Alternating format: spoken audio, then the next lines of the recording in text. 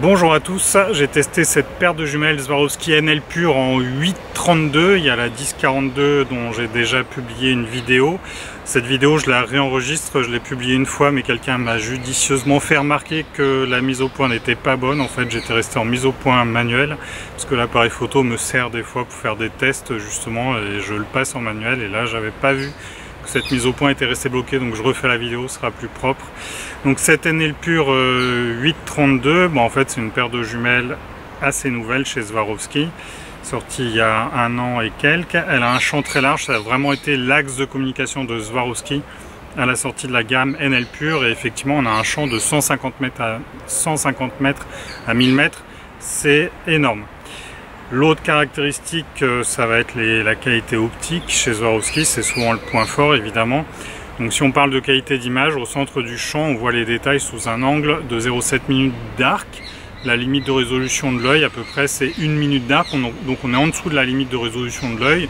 Donc on peut se dire que c'est mieux que ce dont on a besoin. Non, pas du tout. En fait, ça participe à la sensation de micro-contraste que l'on a dans l'image. C'est vraiment ce qui va faire la différence, notamment avec un produit plus moyen de gamme. En bord de champ, alors là c'est aussi le point fort, souvent chez Swarovski, on a une résolution de 1,6 minutes d'arc, enfin, on voit les plus fins détails sous un angle de 1,6 minutes d'arc. C'est un peu moins que la limite de l'œil, mais c'est nettement supérieur à la moyenne. Alors en bord de champ, il y a deux choses importantes. C'est la courbure de champ. Sur une formule optique standard, en fait, l'image se forme sur un plan courbé, donc on n'a pas la même mise au point au centre et au bord du champ. Donc on peut ajuster avec la molette de dioptrie, ou si on a un œil jeune, on va pouvoir accommoder avec l'œil en se baladant dans le champ, mais on perd cette faculté en vieillissant en général. On finit par souffrir de presbytie plus ou moins fortement. Donc en vieillissant, l'aplanisseur de champ est vraiment intéressant. Et donc cette qualité d'image qu'on a en bord de champ, elle est d'autant plus étonnante en fait qu'on a un champ très large justement. Et en bord de champ sur les paires de jumelles, il n'y a pas simplement la courbure de champ, on risque de récupérer d'autres défauts qui peuvent être de la coma, de l'astigmatisme, enfin je vous épargne les détails. Mais en tout cas ces défauts sont plutôt bien corrigés, en tout cas nettement au-dessus de la moyenne.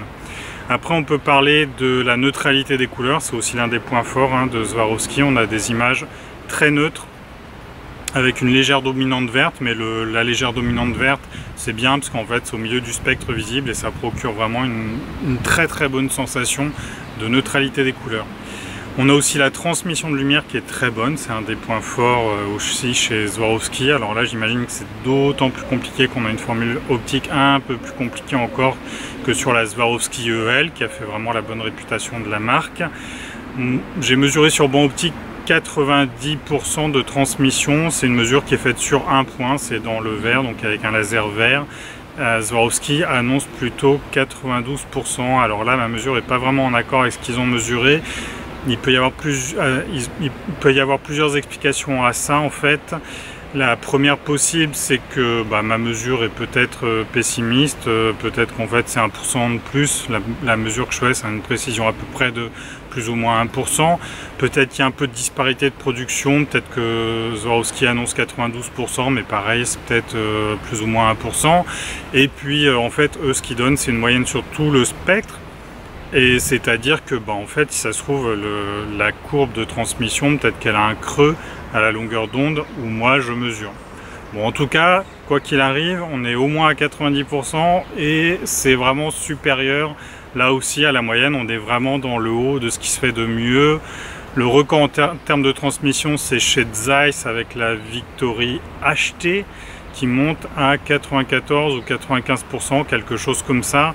Mais c'est vraiment un modèle un peu à part, avec un prisme assez particulier. Donc c'est vraiment un produit un peu hors norme, on va dire, mais en tout cas dans les paires de jumelles avec un prisme de Schmidt-Péchant un peu classique, on est à peu près dans ces eaux-là pour les meilleures d'entre elles, entre 90 et 92%. Ensuite, il faut parler de l'ergonomie, c'est aussi un des points forts de la NL Pure.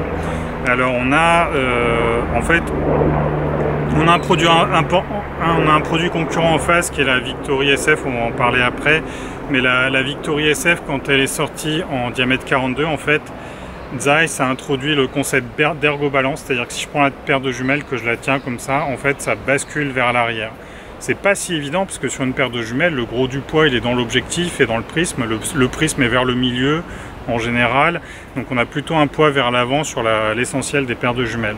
L'intérêt du centre de gravité vers l'arrière, donc là il est franchement vers l'arrière. Quand je lâche, ça bascule largement vers l'arrière. Et en fait, ça permet d'avoir la paire de jumelles qui vient se plaquer d'elle-même contre les yeux. Ça a deux avantages, ça soulage un peu la prise en main et ça apporte de la stabilité. Donc ça, c'est un très bon point. C'est clairement pompé sur Zeiss, mais c'est une bonne idée, donc il n'y avait pas de raison de ne pas le faire, de ne pas s'en inspirer. Swarovski essaye d'aller plus loin. Ils ont introduit un petit complément, une petite option. C'est ce support. En fait, on a deux vis ici qui vont se retirer. On va venir clipser ce support un peu. Ça ressemble un peu à des prises mini jack. Donc ça tient très bien une fois que c'est clipsé. Et en fait, ce support qu'ils appellent FRP va venir offrir un point d'appui supplémentaire contre le front et ça apporte encore plus de stabilité. Personnellement, je regrette que Zeiss, Leica ou Swarovski se soient pas lancés dans les jumelles stabilisées. Enfin, en tout cas, Zeiss en a une, mais c'est un gros diamètre, c'est des 60 mm. Mais à défaut, ce petit ergo, c'est pas mal quand même. On récupère une qualité d'image, enfin une stabilité d'image qui est quand même très bonne. On a des mouvements de tremblement qui sont plus lents, on a une meilleure lisibilité de l'image. Donc je trouve que c'est un très bon point, c'est un très bon apport. Ce petit bitonio est vendu un peu cher, je trouve. On est au-dessus de 100 €. C'est un peu cher pour ce que c'est, c'est en partie en plastique. Bon, la finition est bonne, c'est réglable pour s'ajuster à la physionomie de chaque personne. Mais bon, c'est un peu cher pour ce que c'est. En termes d'ergonomie, on peut parler de la mise au point. Donc la mise au point se fait avec une molette principale ici et l'ajustement de dioptrice sur une deuxième molette qui est ici. Donc là on a une ergonomie qui change en fait par rapport aux Swarovski SLC et aux Swarovski EL. Sur ces paires de jumelles, en fait tout était regroupé sur une molette centrale, il fallait la déclipser vers l'arrière pour faire l'ajustement de dioptrie. C'était un système compliqué mécaniquement, mais assez précis en fait. Une fois que l'ajustement de dioptrie était fait, ça bougeait plus, on reclipsait vers l'avant et l'ajustement de dioptrie était finement cranté. Moi j'aimais bien cet aspect là. Après c'est sûr que si on prend une paire de jumelles et qu'on va la partager à plusieurs personnes, le réglage tel qu'il était fait n'était pas forcément pratique, c'est-à-dire qu'à chaque fois il fallait décranter vers l'arrière, changer, etc. C'était peut-être un peu moins immédiat qu'avec le système qu'on a ici. Donc j'imagine que c'est l'une des motivations de Swarovski pour le changement d'ergonomie. Ceci étant dit, là pour le coup je suis plutôt conservateur, je préfère le système tel qu'il était avant. Et notamment ici on a un système qui n'est pas cranté. Moi c'est mon plus gros regret en fait. On a simplement un cran qui est au centre. Et en ce qui me concerne, l'ajustement de dioptrie que j'ai à faire est proche de la position neutre, très proche de la position neutre. Et ce cran qui est au centre finalement me gêne presque plus qu'autre chose. Ça fait un point un peu dur, il faut s'en éloigner. Bon, ceci dit, ça marche très bien et je formule cette critique parce qu'il faut bien trouver des défauts. Mais globalement, on est sur un système qui est plutôt meilleur que la moyenne. La commande est assez ferme, ce qui est plutôt bien, comme ça le réglage ne bouge pas.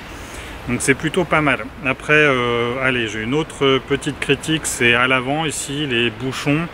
Ça aurait été bien d'avoir un système qui permette de les retirer facilement. Alors c'est le cas en fait, là si je tire, ça se retire, ça peut s'enlever.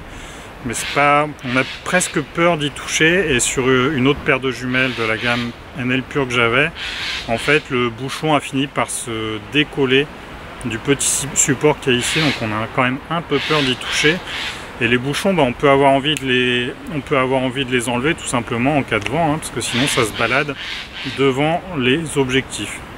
En fait sur les EL, il me semble que c'était plutôt une courroie là qui était clipsée, enfin qui était fixée sur l'avant du fût, et donc on pouvait enlever assez facilement si on avait justement du vent ou des choses comme ça. Bon après 90% du temps évidemment on n'aura pas du vent qui fait basculer les objectifs, les bouchons devant les objectifs, mais c'est quand même à signaler. Pour le reste, la paire de jumelles, globalement vous avez compris, ça fonctionne très bien. Optiquement, on a un peu tous les voyants qui sont ouverts, on a une bonne correction du chromatisme aussi, ça je ne l'ai pas dit. On a aussi une bonne prise en main, oui j'ai oublié de dire ça aussi, on voit que les fûts là ont une forme assez aplatie. C'est pas mal du tout, hein. C'est pas évident parce qu'en fait c'est l'endroit où se trouvent les prismes dans la paire de jumelles. Donc ils se sont un peu gratté la tête pour arriver à loger le prisme malgré l'amincissement du fût. Et je trouve que la prise en main est vraiment très très bonne, comme sur la 1042. Après, on est bien obligé de parler de la concurrence. Peu de temps avant que cette paire de jumelles sorte, Zeiss a sorti sa Victory SF en diamètre 32 mm aussi.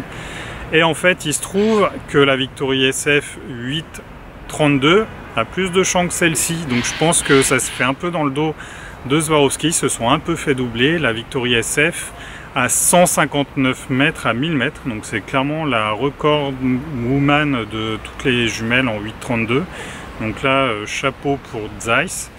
Et alors là où ça devient étonnant, en fait, c'est que sur la 1032, et ben en fait, c'est la NL pure qui a le record. On est à 133 mètres à 1000 mètres contre 130 mètres à 1000 mètres pour la Zeiss.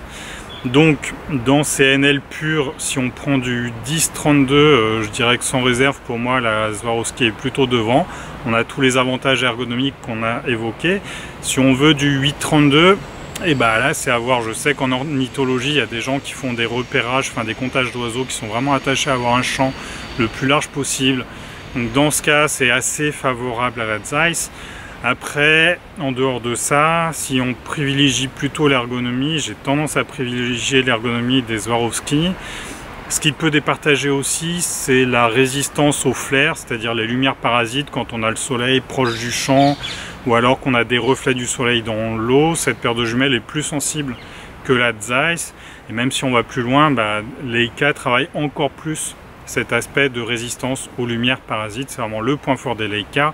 Hélas pour les Leica, la jumelle la plus à niveau, la plus récente, la plus moderne, c'est la Noctivid. Pour l'instant, elle n'a pas été déclinée en diamètre 32 mm. Donc pour moi, quand on parle des meilleures jumelles de 32 mm du marché actuel, ça se joue vraiment entre Zeiss et Swarovski. Dans les 42, on peut faire des longs discours entre la Noctivid, la Victory et la NL pure. En tout cas voilà, on a cette paire de jumelles. Elle a donc une concurrente sérieuse en face, très clairement. Et après, c'est vraiment à chacun de voir. Quand on arrive sur des produits comme ça, il faut regarder le prix. Évidemment, là, on est sur un produit très cher, un peu plus de 2400 €. C'est vraiment cher pour ce que c'est. Il faut noter aussi, vu qu'on parle de prix, que la sortie de ce produit-là, en fait, ça a précipité une baisse de prix sur la EL, qui est toujours au catalogue. En fait, ce que Swarovski a fait, c'est sortir une partie des SLC du catalogue, qui ont été reprises par Cales. On les retrouve sous la marque Cales maintenant. Les SLC sont toujours là et la EL existe en diamètre 32 mm et son prix a baissé.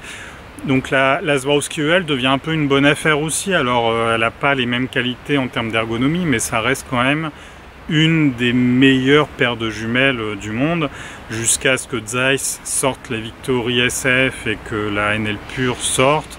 La Swarovski EL, c'est resté quand même pendant très longtemps une domination sans partage avec la concurrence en termes de qualité. Est-ce que j'ai dit tout ce que j'avais à dire? Oui, il me semble. On peut faire une remarque sur la couleur aussi. La couleur orange ici, c'est pas pour faire fashion, hein. En fait, c'est une couleur qu'on retrouve souvent dans le domaine de la chasse. On voit des chasseurs habillés en orange fluo. C'est pas pour rien, en fait, il y a beaucoup d'animaux qui sont peu sensibles à ces couleurs-là. C'est le cas des oiseaux, c'est le cas des cervidés, puis certainement de plein d'autres animaux. Je connais pas les caractéristiques ophtalmo de tous les animaux, mais en tout cas, c'est une couleur à laquelle ils sont assez peu sensibles. Donc c'est une couleur discrète dans la nature. C'est le cas aussi du vert, hein, évidemment. Donc cette paire de jumelles existe aussi en vert. Là, c'est à chacun de choisir. J'espère que ce test vous aura été utile. N'hésitez pas à laisser un commentaire, à liker la chaîne et je vous dis à bientôt.